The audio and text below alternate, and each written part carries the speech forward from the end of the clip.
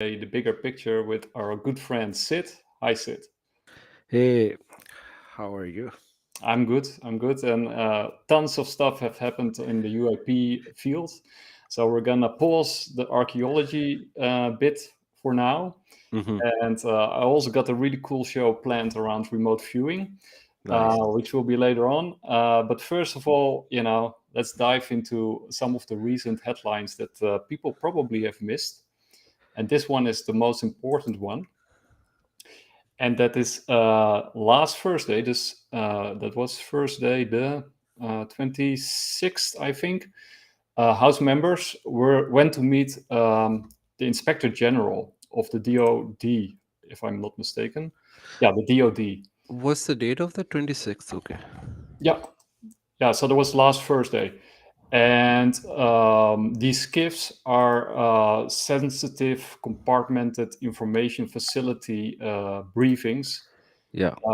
that are basically allowing members of Congress to have access to classified information that would, where you basically need a special access clearance for. Yeah, for the background of it, because when David Grush did his testimony in Congress, there was tons of information which he cannot say it out in public. So he needed a skiff. He asked for the skiff. Pentagon denied the skiff before, or sorry, intelligence service denied the skiffs. So that was like hanging for a while that they were asking for the skiff, but they didn't got it. Finally, I think that happened, and this is new to me. This is a news to me Yeah, as well. this is actually really big, and maybe we will get some leaks from this meeting with the Inspector General of the Yeah. Department of Defense. But there's another skiff planned, which is I think it's in this. Yeah, okay, that was October 26th, and on November 16th, so that's also pretty soon. They will Yeah. meet with the Inspector General of the Intelligence Community. So Hmm. this was with the Department of Defense, and the next one will be with Intelligence Community. Nice. And this is by Tim Burchett, who is basically leading Congress on the Yeah. UAP file. He's a really good Yeah. guy. Um, Yeah. He's my favorite right now. yeah, he's doing really great work, and we should all be very thankful for the hard work that he has been put. And he's very outspoken also. Yeah. That's what I like about him. And people need to realize it's not like he just started doing that. He's been doing that for a decade. Nobody was listening it. He was trying really hard. Finally, people started to hear him. But he's not like a random guy. He's like a very reputable senator who is trying for this for a while. And I think he also had a personal experience. I don't know much about it, but I've heard that he had an experience, and since then he was obsessed with that I want to figure out what's going on. Yeah, I think you're right about that. So basically, this whole show will be a big UAP update when it comes to especially Congress and some of the revelations lately. And I think the biggest revelation that was done the last 2 weeks was the one on weaponized by Jeremy Corbell and George Knapp when they spoke to Lacatski, Mhm. who used to be the Department of the Defense Intelligence Agency. He was at the head of the OSAP program, Yeah. which was like a $22 million dollars project that was investigating the different phenomena surrounding UAPs, and this was the revelation that they did in the live show. Yeah. Was really cool. So I'm gonna make it a little bit bigger. All right, let's go. Beginning of Chapter 9. At the conclusion of a 2011 meeting in the Capitol building with a U.S. Senator and an agency undersecretary, Lacatski, the only one of the book's authors present, posed a question. But this is where it gets good. He stated, meaning you, Dr. Lacatski, that the United States was in possession of a craft of unknown origin and had successfully gained access to its interior. This craft had a streamlined configuration suitable for aerodynamic flight, but no intakes, exhaust, wings, or control surfaces. In fact, it appeared not to have an engine, fuel tanks, or fuel. Now there's a next part, which I'll read in a minute. But what this is you're officially allowed to tell us that the United States government has in its possession a craft of unknown origin, and you were able to access the inside. Is that correct? The wording that you read is correct.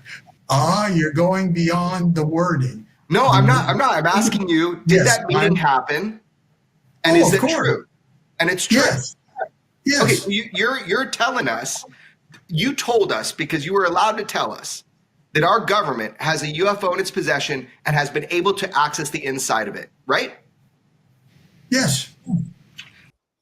So that was the clip that rocked Twitter. Okay, I totally missed this clip. I had no idea. Wow. Because yes, this is like an open admission it is open admission, and then it also suggests that everything what Bob Lazar was saying was true, because this is exactly what he was saying, and everybody was making fun of him, and he had to suffer a lot. Yeah, and I definitely recommend everybody to watch the entire interview, because a lot of is said in that interview that is extremely interesting, and it even ties into remote viewing, but I'll save that one for our next episode. Of course, as always, all our resources, all the sources are linked down below in the YouTube video, so also follow us on YouTube if you want to get access to those links, because we religiously post all the sources that we cite. But that interview was really, that was mind-blowing, the stuff. And especially that admission, right? Just that admission was worth the entire show. Yeah, because until today, so it's not like it was a big secret which was revealed. No, everybody in the UFO community knows about it. Like, not even in the community, because we are not in the community, but we read about that. And we know US government have access to that. But never it was confirmed until this clip. Yeah, and sorry, by the way, for my connection is a little bit shaky today. So if it's a little bit slow or drops away sometimes, my apologies for that. And talking about Bob Lazar, there's also some really cool stuff that I want to highlight. And that's this interview by Richard Dolan, who's, of course, like one of the staples in the UFO field. He's done tremendous work. The UFO in the national security state is like a 3-tome Bible. But he's written many other books, and he has done tremendous research. He's a historian by background. Yeah. Who thought he would only study UFOs for like a few months and then move on, and then it turned out to be his entire life. Yeah.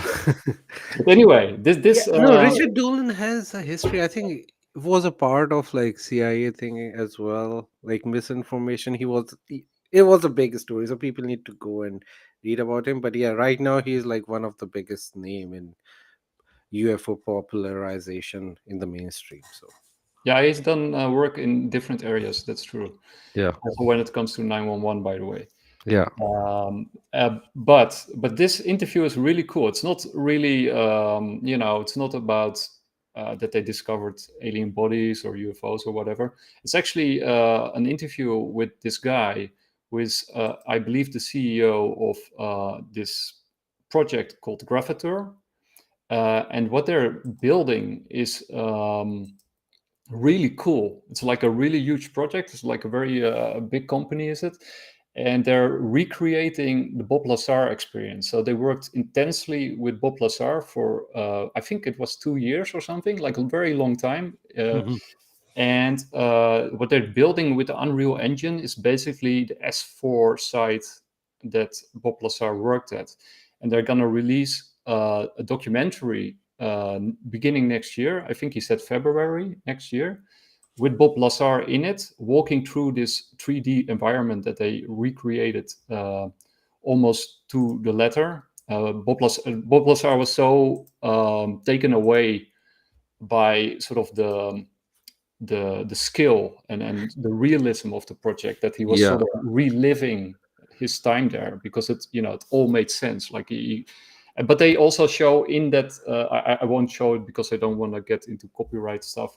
But but they also show pictures of what it looked like, and Bob Lazar's reaction to it, and it looks spectacular. They show the inside of the craft, the chairs where they where the beings sit on, the what was it, the component that they put in the reactor. It's all Yeah. there. It's truly amazing stuff. My question: how big is this UFO?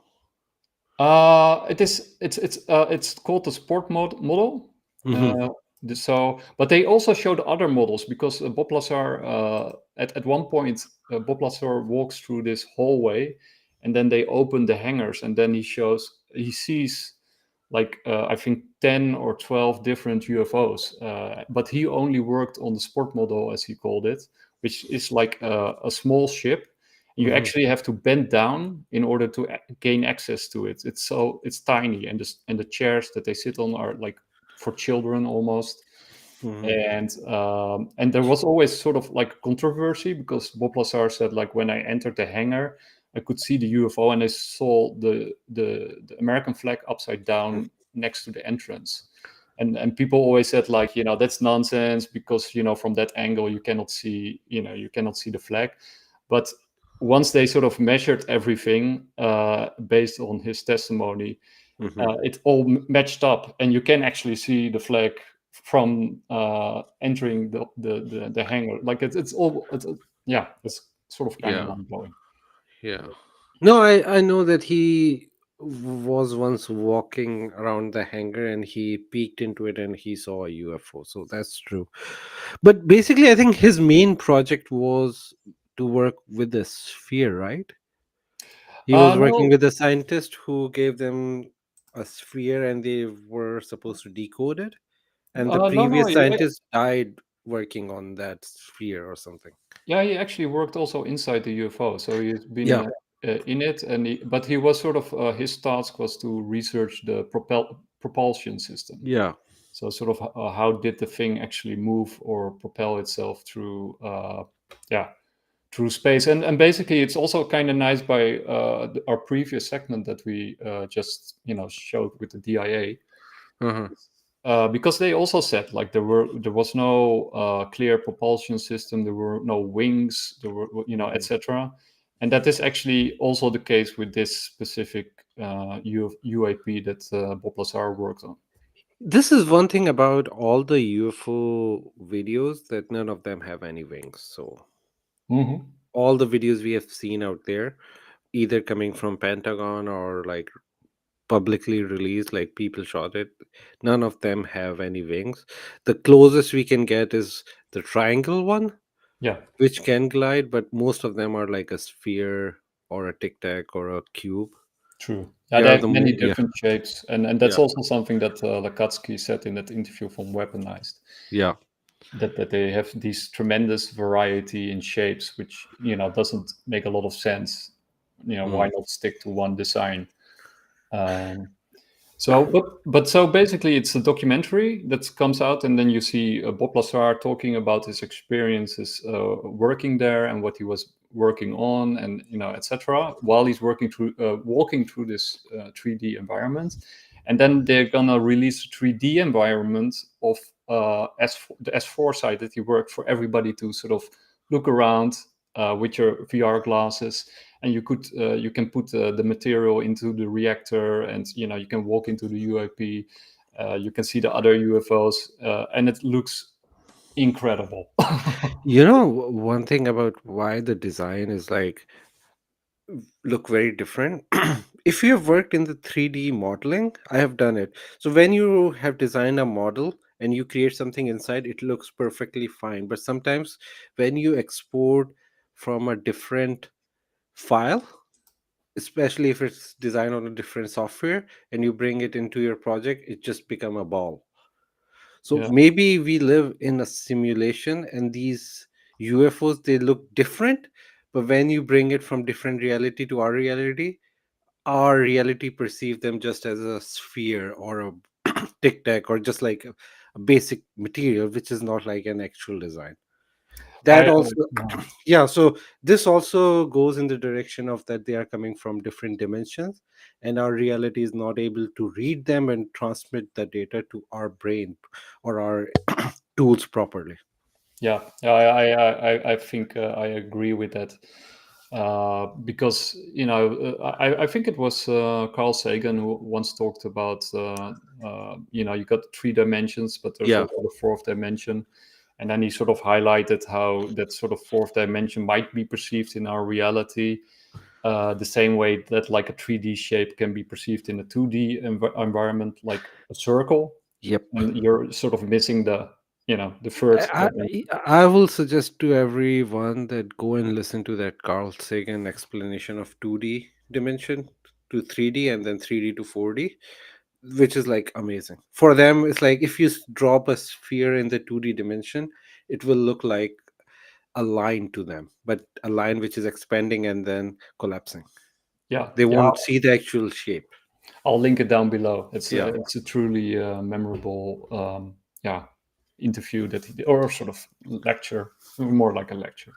Yeah. So, well, we can go different ways. There was sort of this strange story. Maybe it's nice to sort of pick it up there. You shared with me the situation in Peru, Yeah. which is really strange. It has been going on for quite some time now, because somebody else put it notified me that it was going on, and I sort of looked away because it was too crazy to think about, and I thought it was just a joke. I looked away too, but I saw it from multiple resources, and then like multiple people talked about it. I am still not convinced, but it is possible. Secondly, their state media was involved, and then their history with violent UFOs. Because not just like Peru, Peru is not that famous, but Brazil, the Brazil incident Yeah, where the tall white aliens, which were exactly 7 feet tall, yeah, attack the villagers, and then we have the similar story in Peru. yeah, and that's also something they talk about in Weaponized, that moment. Yeah. But this is in Peru, and it's playing on right now. And like you, I have no view on it. I mean, that could be a hoax. Wait, I got the wrong one here. Sorry, it's the other one. People to see your personal messages. Yeah. I get it.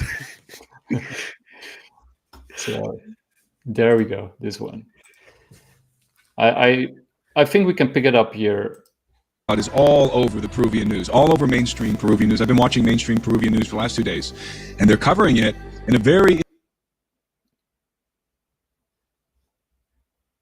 interesting manner. They're covering it in a serious way, and I would even use the word grave. I mean, they're very almost as if they're frightened by what they're talking about. So it's the Peruvian news is not joking about this. RPP Noticias and La República and different Peruvian newspapers and news outlets are taking this very seriously. So they're being attacked by these 7-foot-tall entities. The entities have bulbous heads. Their eyes have been described in various ways. They are dressed in very strange bodysuits. Silver, they've been described as armored and silver. So silver armored bodysuits is the way that they're being described. These entities actually attempted to abduct a 15-year-old girl, but the girl managed to break loose from their hands and escape. And the struggle resulted in lacerations on her neck. And there's footage and images of this young lady, and indeed she has lacerations on her neck in the photos and video. She was also, after the encounter, was in a state of shock for a few hours. Like, she couldn't talk. She was in a complete state of shock. She was absolutely terrified. All of the villagers are terrified, terrorized, really, I think is the appropriate term here. So yeah, that's like a remarkable event. I mean, that's really strange. There is an alleged photo of that creature out. I just sent it to you. Let's see. Oh yeah, I got it here. Oh, okay. The only problem is like my first thought was open the picture, then I'll give you my first thought after looking at that picture. There we go. Yeah. My first thought was like, why his ass is glowing. Right. Yeah, maybe they, their pee gives off light. Yeah. Yeah, but like this thing is very similar to what that guy was describing, like bulby head, tall, white. Yeah, Yeah. star people. Yeah, but this one is glowing, but if you remove the glow and you mesh the creature with the Brazilian one, which attacked, there is a whole documentary about that, which attacked two villagers in Brazil, I guess. Or I'm not even sure, but I think it was Brazil.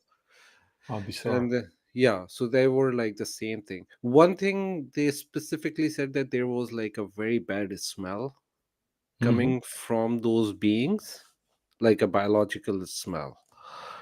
Yeah, and So it's also interesting to see that they're, if they are wearing any clothes, they must be skin tight. yeah, yeah, or maybe yeah, I don't Because know. that's also sort of a recurring thing that they often wear these skin tight outfits. Yeah, I think that's the internet, not international word, like a universal fashion. Skin tight stuff. Star Trek.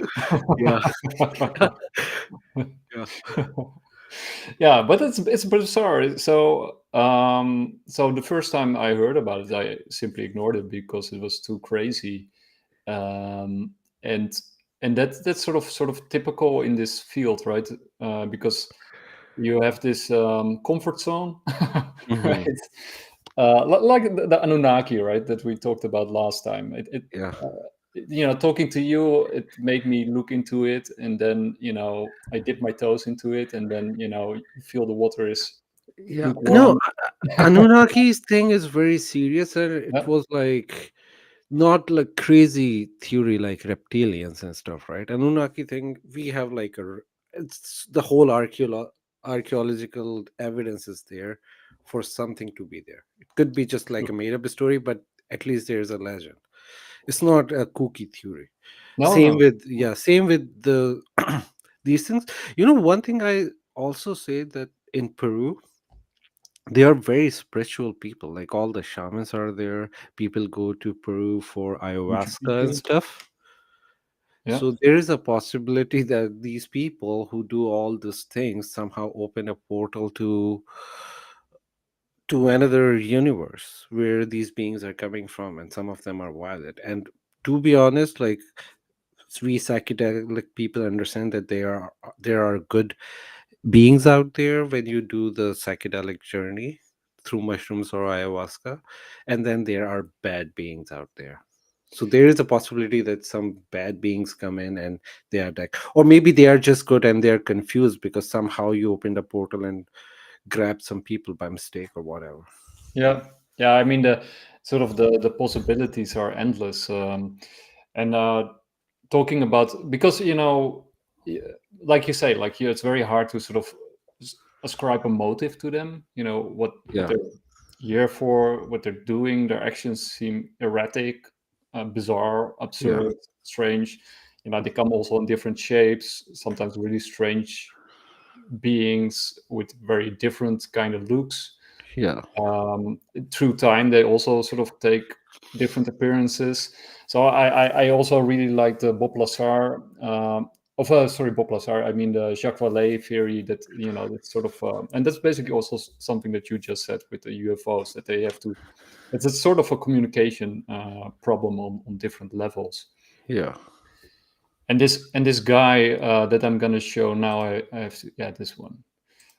Theories of Everything is a really good show that I follow a lot, but they are very long. It's like often 3 hours, but they also do these shorts nowadays. And this is with Michel. Ripple effect.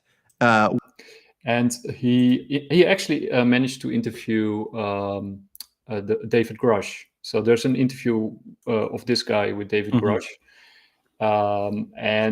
But what he, sort of to cut the story short, in this short, which I'll also link underneath, he sort of explains the link between UFOs the nuclear energy law of 1953 and the role of Oppenheimer in ufology. Right, so I had no idea, but it turns out that Oppenheimer is not only involved with the nuclear bomb, but from 1945 to 1949, so 4 years after the war, he was actually also involved, seemingly, with UFO retrievals, and there's this sort of strange link between him and this law that was created, and him losing his clearance and then regaining it for no apparent reason. And Mitchell, so this is his theory, and he presents it here, and I won't show it because it's too long. But I'll link it down below, and it's a very interesting idea that he presents here. But at the end of this short section, they also talk about why UFOs crash, right? Because why do they crash? It's actually, when I sometimes talk to people, they have a hard time to believe that it's real, because if they fly all the way over here from Alpha Centauri, why can't they land their UFO properly? For me, the answer is we don't know if they're coming from space or other stars. There is a possibility they are from different dimension, and when they enter to our dimension, they cannot handle, and then they crash. Yeah, like when we wanted to go to the space first, all the initial ships we were sending, they were exploding. Because they were not handled, and then we test and go again. And that is not a very high difficulty just to go to the space compared to going to the different dimension. If we start to go to different dimension, it will take a lot of tests, a lot of failures before we actually manage to go to another dimension. Maybe I can play a little bit. Let's play it. I want to hear what his explanation is. So it's not a full clip, but this is a sample of what they're talking about. Whereby, like, you're like a node and you transfer the information. You get it.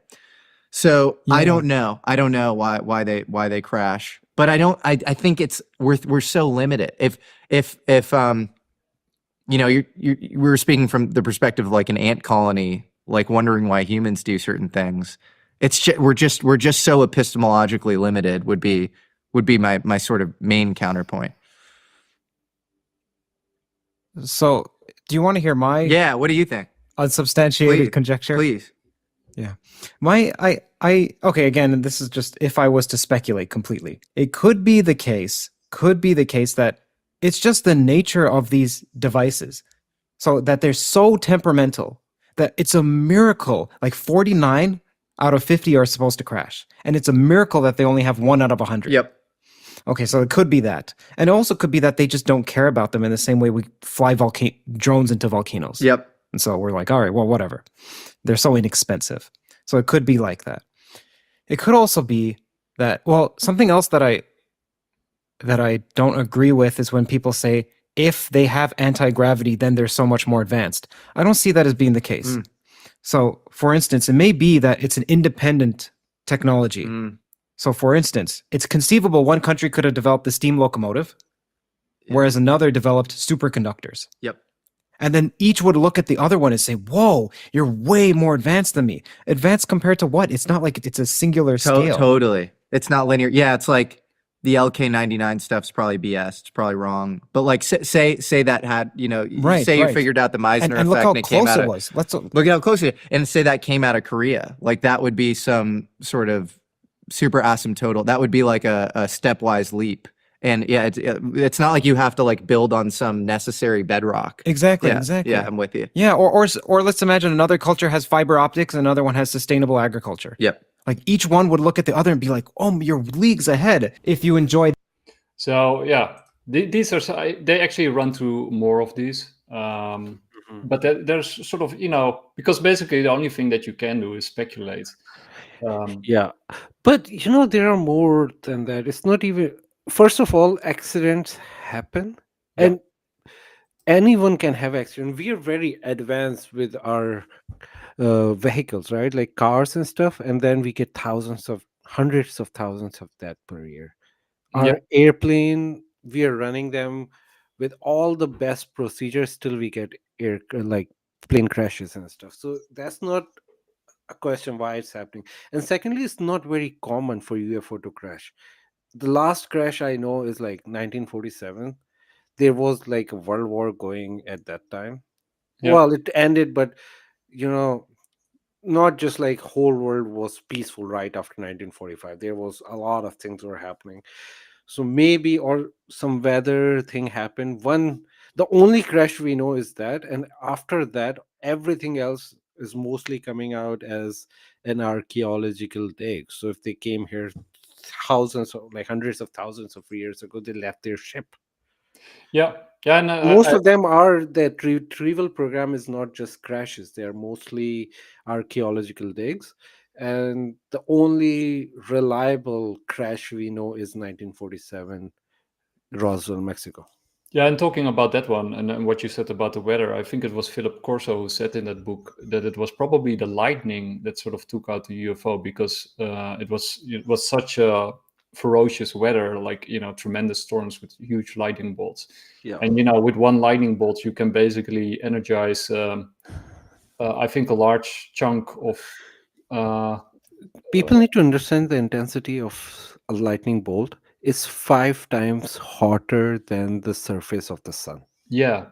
So if you can get hit by something like that, even if you're a UFO, you might actually crash. And no matter how advanced you are, you cannot be more powerful than the universe. So you need to True. understand. Yeah, and How- another idea that they also presented was, because they're sort of connected to these nuclear explosions, like they hover around nuke sites that we also talked about. It might be an episode in itself, but maybe these nuclear blasts, they draw them to them from another dimension, and by the blast it sort of interferes with their system and they crash. And people forget about the Star Wars. Star Wars, they're not the movie, but the actual project. When US it was US who was doing crazy stuff anyway, and then they suddenly stopped. So they were shooting nukes in the atmosphere for a while, and then they suddenly stopped. Why were they shooting nukes in the atmosphere? Maybe people say that there was actually a battle going on, but no, they were just testing. The actual explanation is they were testing the nukes in the space. I don't see a reason to do that, but anyway, that could cause a lot of instability in the universe. Not in the universe, but in, like, if a spaceship is coming or moving around there, and then all that radiation could cause could cause the crash.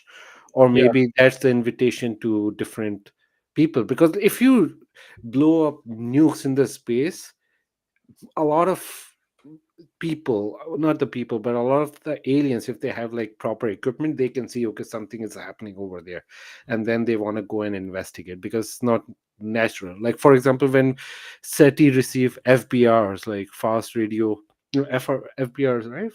Fast radio wave. Yeah.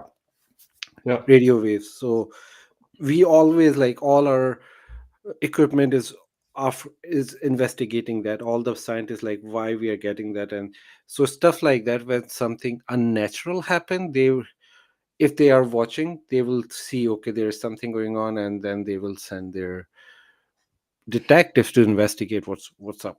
Yeah, and then some people have also speculated that, like, the Greys might actually be like drones, like an AI creature, or or machine elf for some. No, Greys are like the most common thing about, like, people agree on that they are not the real biological being, they are drones.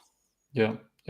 And then another thing is, of course, with UFOs, there's always radiation, right? And also with Skinwalker, right? There's always this sort of element of radiation poisoning, or radiation that sort of contaminates the area.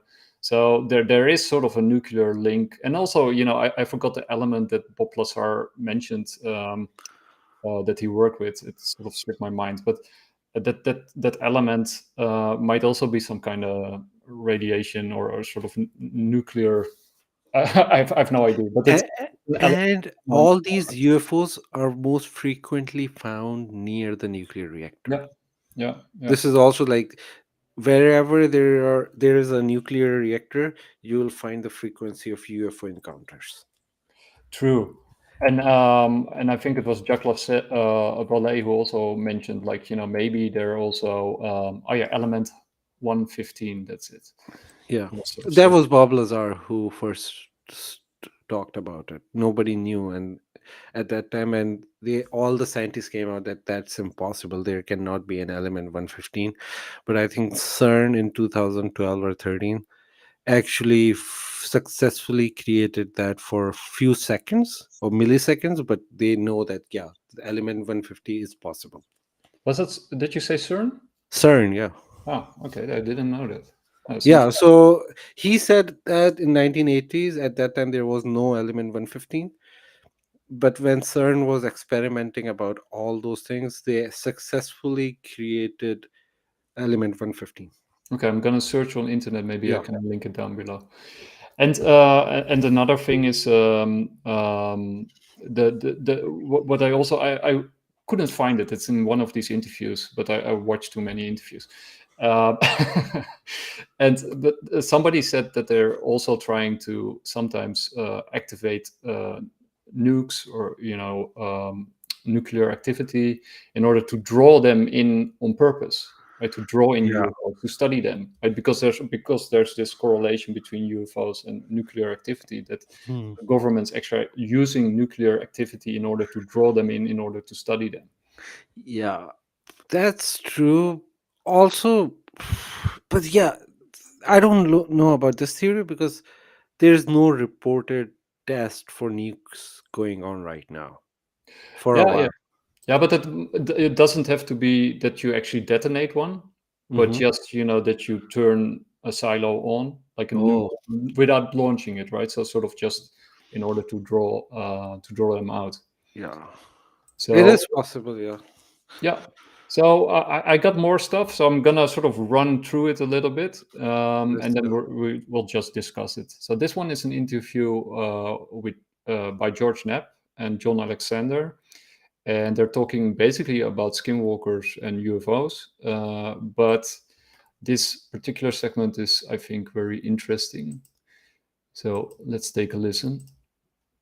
Whistleblowers like David Grush coming forward.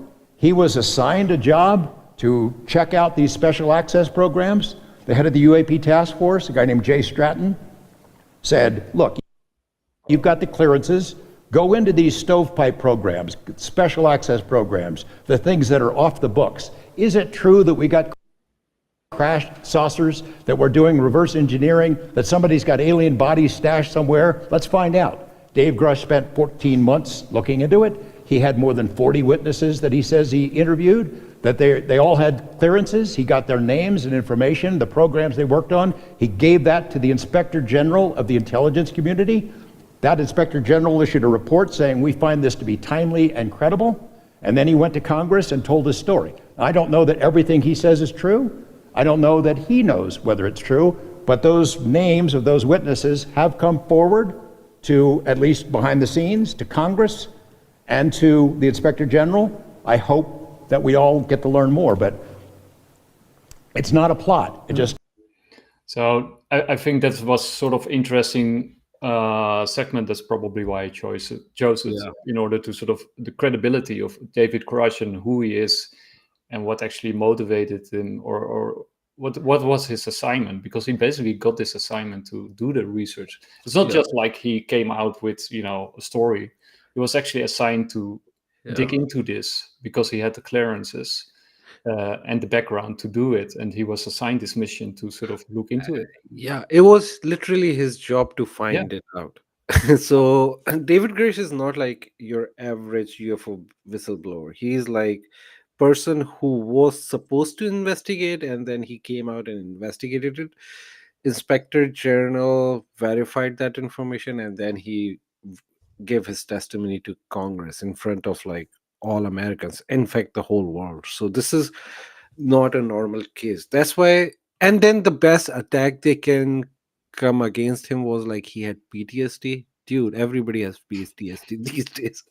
especially if you are a military guy. So Yeah, and I'm just sort of pulling up David Grush here. So his full name is David Charles Grush, decorated Afghanistan combat veteran and former Air Force intelligence officer who worked in the National Geospatial Intelligence Agency (NGA) and the National Reconnaissance Office (NRO), etc., etc. So he's not just some crazy dude with a crazy theory.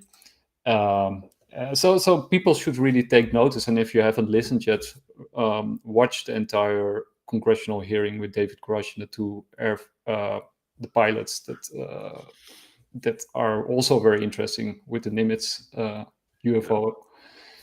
But I think we can move on to the next topic, which is the Schumer amendment, because we talked about the Scifs. yeah, Which was very exciting. So the Scifs actually happened, and Congress got access to, sort of classified material. We don't know yet what they were told, but hopefully somebody will leak something. But the fact that they got access to it is a big step forward. Mhm. But around the same time, there was also this amendment by Chuck Schumer, who's head of the Senate majority. And he had this bipartisan group who sort of made this amendment to the defense bill. And the next segment is about that. And it's quite exciting. So I'm going to pull it up. Here we go. This one. I mean, I don't think people realize that when Chuck Schumer, the Senate Majority Leader, came up with that legislation, he didn't conceive it by himself. There have been very active negotiations ongoing between very senior people in the Congress, including Schumer, and the White House at National Security Council level. And I'm told Jake Sullivan, the National Security Advisor, has been very heavily involved in consulting on this, as have been certain people, perhaps former presidents, who've been consulting on this as well. There is a determination on the Democrat side that this is an issue that is not going to be allowed to be buried yet again. The big issue that I want to emphasize, though, is the risk. So that is, I didn't know that actually, that the White House was actually actively involved with the drafting of this bill. And the other people that were involved. So this is like a pretty big thing. But he also mentions in this same interview, and I also got that clip ready, that it's going to pass. Yeah. You want to see that one? Yeah, let's go for it. Okay, but I thought I had that one first, but it's this one. So we'll just jump ahead. Here we go. Is, I'm told also the White House has been involved very, very closely in advising and assisting in the crafting of what's called the Schumer Amendment, which is the amendment crafted by Senate Majority Leader Chuck Schumer, which is still only proposed legislation, but due to come before the House in coming weeks and hopefully passing into law in the National Defense Authorization Act. And I know I've said in previous months that it's beginning to look a lot more pessimistic that the Schumer Amendment will pass the House. I'm told there are going to be amendments to the law, possibly in the area of the eminent domain, the confiscation of non-human intelligence technology materials. There might be some adjustment made in that to adjust the simple fact that if you're a corporate aerospace company and you've been spending your company's hard-earned dime on recovering material, why the hell should the taxpayer be able to recover this? I can actually sympathize with them on that. I do think the government should be told about it, though, and I think that's what the amendment will try and address. So basically what he's saying here is that the amendment will pass, or at least that is what he's hearing it. But it will be amended. So the amendment will be amended. But we need to see what are these actual amendments, right? Like the whole information, what's in there. Yeah. Like all the points.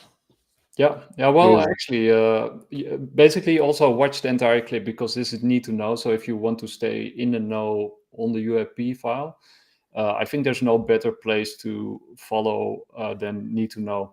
Yeah. Because, they are really following this,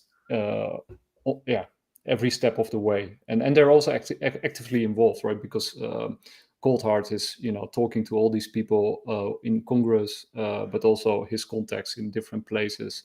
So you get really good information by watching Need to Know. Yeah.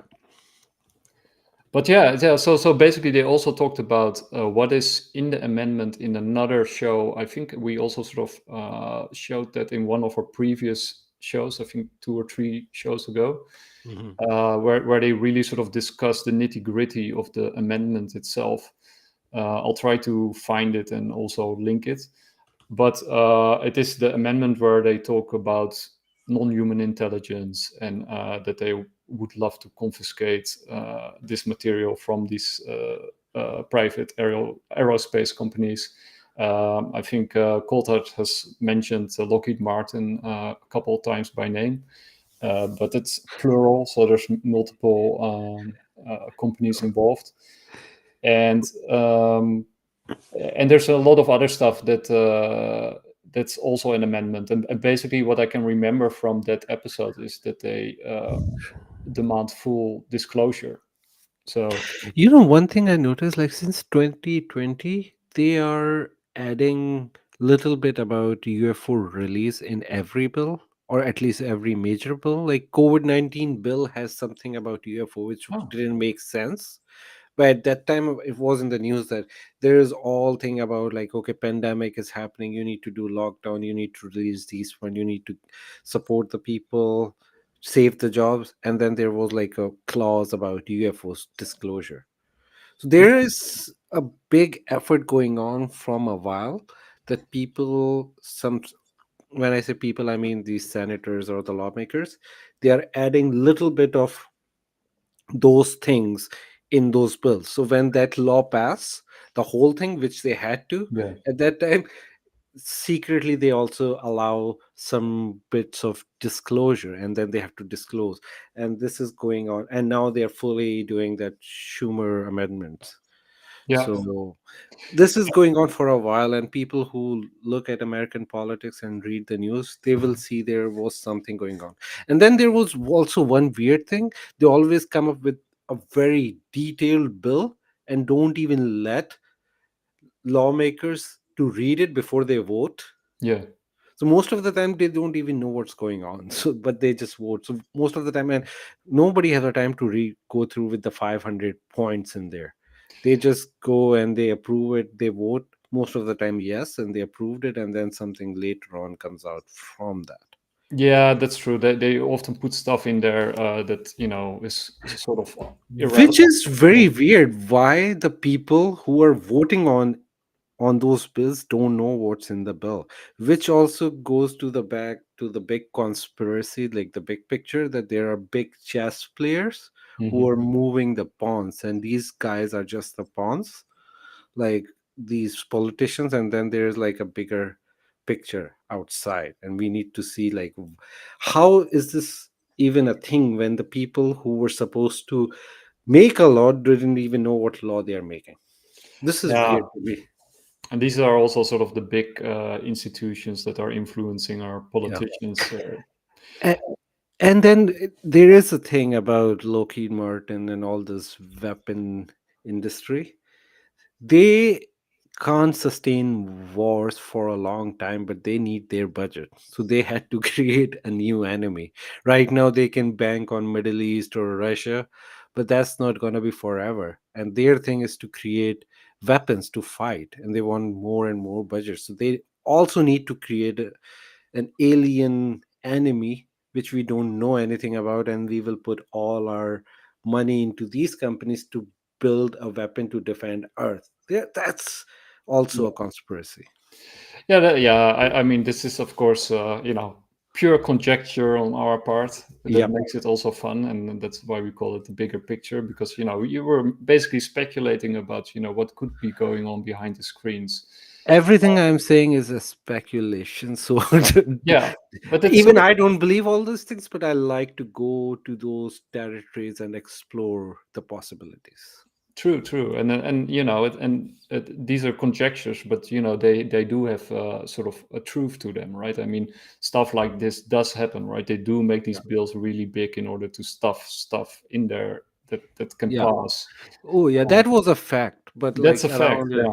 yeah, that's a fact. Yeah. That's a fact, and it turns out, so with the nuclear law of 1953, that they used that law about of nuclear energy for some reason as a sort of way to hide the whole UFO, the retrieval of you, probably because UFOs, they do have this radiation contamination effect that they can sort of say, okay, it's just nuclear radiation, we need to clean it or whatever. Yeah. But they use the law to sort of hide these retrievals from Congress and from the American people, because that has clearly happened, right? Because we started the show with Lacatski admitting that they have a UFO in their basement.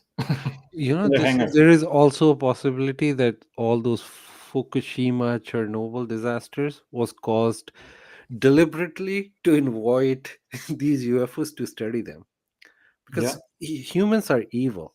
This is what I am pretty sure of. Like, most of the humans are evil, and especially those who are in power. They could destroy the city or whatever, cause an accident, and invite them, and then they can study UFOs. Yeah, I would have put it past them. Yeah, luckily there's also good people out there, so don't become too depressed. But yeah, the office of power attracts the wrong kind of people, right? Yeah. So let's end with this final clip, which is also from Need to Know. Go watch the entire episode, but this one was also very interesting.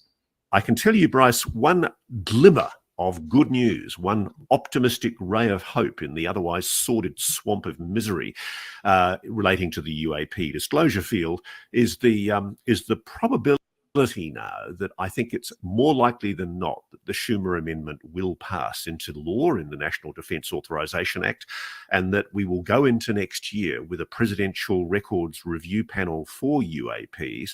This 9-member review panel will be set up, and there will be a process over about 6 months, where probably roundabout by this time next year, which, just by the way, happens to be a US election, there will be a presidential report sitting on the president's desk, whoever that happens to be at the time, making a decision about whether or not this material should be released.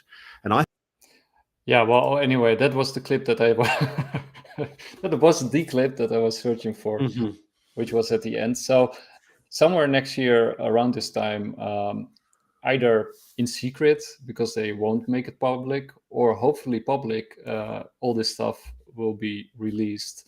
But at least it will be disclosure to the Congress, right? So so because in Congress, there's a lot of people who actually have no idea what's going on, right? The majority, probably. Yeah. Oh yeah. Most of them don't even care, because the only thing these politicians care is about their own well-being. That's it. So they don't care what's going on as long as they have their millions of dollars to chill around. True. And I predicted that this amendment would pass, and I'm also willing to predict that somewhere next year will that all this stuff will come out, and well, maybe not all of it, because it's probably way too much, but I think the truth bomb will be released, and people will have to deal with it. Yeah, and it's time now, because we are ready for that information. Because I see back in early 2000s, people were not ready about UFOs. Most of them didn't even know. But now everyone mostly believe that there are aliens out there and they are visiting us. Most of the people, at least, they're open-minded to it. So it won't be a shock. Yeah, and I think we have also been primed right from a young age with all these UFO movies, and I think from the Star Trek series, they have been primed us, and then they introduce other movies like ET and all those things. So we are ready for it. So it won't be a surprise. To be honest, if alien comes, landed on the White House or wherever they want to land, people will still be going to their jobs. Nobody will care. Yeah, it's my theory of the double distraction. Like they often use, like the Middle East war is not it's awful stuff, of course, that's happening, but it's also distraction from other stuff that's happening, Yeah. or Bitcoin going up. Like it distracts people's attention, Yeah, and then you this can sort of is true. you can I sort of agree. release information while people are distracted over here. Exactly. And Yeah. then and then you can use the same thing to distract people from stuff that's happening over there, right? Because they Yeah. also use the UAP as a distraction from To do other this. stuff that's Yeah. happening. So you can use Yeah. And to be honest, if alien want to invade, they want to do it at the peak of World War. yeah. But I do think there's better places to invade. That's true. Yeah. But I think this is like a nice update of all the recent stuff. I'll link it all down below. And is there anything that you want to add before we sign off for today? No, right now just stay tuned. More news is coming. Keep an eye. I will keep an eye on this Peru situation, and if I get Yeah. more information, we'll do it in our next podcast. And hopefully, we'll see something good soon. Yeah, and I hope that with all this sort of data that we present, these data points, that people will do their own research. That's why we're doing the show for the crypto community. Like, there is more out there than Bitcoin. Yeah. And we're also trying to figure out like how Bitcoin fits into this bigger picture, right? Because UFOs have unlimited energy. Like, what does it mean for energy, right? Yeah. Also, the whole energy issue for Bitcoin is useless idea because it's not that much energy it's consuming. It's just more like a propaganda started against Bitcoin. And secondly, it's Bitcoin, yes, but what about all other cryptocurrencies? They don't take that kind of energy anyway. Yeah, but I mean, how does that relate to proof of work, for example? Or Yeah. I'm just spitballing here, but we have to really think about these kind of things, what they mean. Yeah. Technically, I don't think energy is a issue. We can create unlimited energy, and Bitcoin can be, I think, the future of the economics on our planet. Not just Bitcoin, but the whole cryptocurrencies, because Bitcoin cannot be used. People can say whatever they want, but Bitcoin cannot be used for everyday transactions. That will be too much load on that. So I think we have to go to layer two, and not the layer two of Bitcoin, but the layer two of Ethereum. Interesting. Well, we're definitely gonna do one about that too, because it will be very interesting also from a sort of galactic or solar system perspective. Yeah. Like space colonies and all that kind of stuff. But before we leave, we usually do that at the beginning. But where do you see Bitcoin going? Okay, so one thing which you mentioned about Bitcoin is it's going up, and I'm surprised because after like whenever a bad news like the war in Middle East comes in, the Bitcoin goes down. It's going up, and I'm surprised. So it feels like the way you were saying it's a distraction because there's bad things happening in Middle East. So people, when we see our wallet, suddenly all our the stress goes, and we are happy that okay, Bitcoin is going up. So for now, I think Bitcoin will keep going up. This is the time to go up anyway. It was predicted. So, and all the good news are coming that ETF is getting approved. There's so much rumors, and then all other coins are coming up with good news. Pepe burned 6.9 trillion tokens. Did you hear about that? That No, was but I like it. yeah, I was like, wow. So that gave a pump to Pepe coin, and then I think the time for cryptocurrencies are coming, and most of the people are realizing that dollar is gonna go down really bad. So it's better to buy assets. So those who are already familiar with Bitcoin, they're buying this, but a lot of the other people will be buying other assets like gold and stuff. Don't buy property. I don't see a future for property because whenever there is a war, the property goes down. So I don't know. Maybe buy it when you are at the peak of the world war or at the peak of the war. I hope there is no world war, but I'm just saying the Peak of price World War. right now is not the time. But yeah, buying an other asset like gold or Bitcoin. I don't buy gold, so but I'm just saying for some Yeah. people like collect that stuff. So go for Oh, it. that's why we once started Bitcoin Live. It's not only that we wanted to make people aware of the fact that there is this great asset that might make you very rich. Actually, our prime objective was to protect people in order because this shitstorm was obvious, right? It was Yeah. 10 years ago, even 20 years ago, some people already saw the dark clouds forming and tried to warn us, right? So our mission was basically, get your lifeboat, right? You need this Exactly. lifeboat. Yeah. And to be honest, the problem with fiat currency is they have a printer. They are printing it all the time, more and more. That is devaluing the currency. On the other hand, most of the crypto, including Ethereum, is deflationary. Yeah. Bitcoin doesn't even need to be a deflationary because very limited amount, but Ethereum is burning their token. All other companies are going on the deflationary side, so which is also a protection. Like every time you do a transaction, you burn some, and you go and you like, even though you pay in, for example, you pay in Ethereum, you eventually the price of that asset is going up, so whatever you have left is still worth more than previously. So Yeah, and this it will is be like a great model. and it will be harder and harder to get in because the price keeps rising, right? So for Yeah. people who get very late to the party, it will become very expensive in order to. Yeah. Also, people probably missed that news that Bitcoin Lightning Network, like people found some exploits in that. Like they found two big exploits in that, and people need to be careful with that. Yeah, Lightning. I mean, I like Lightning because it's I don't like important as a layer 2, but there are bugs. There There's are so stuff. many It's bugs. not foolproof yet. Yeah. And to be honest, like there's so much hard scrutiny over Ethereum, but not over Bitcoin. Yeah. So personally, I will go for, if I'm going to the layer 2, I will always go for Ethereum layer 2. And Bitcoin is a great asset. Like you can do it for XRP. XRP, yeah.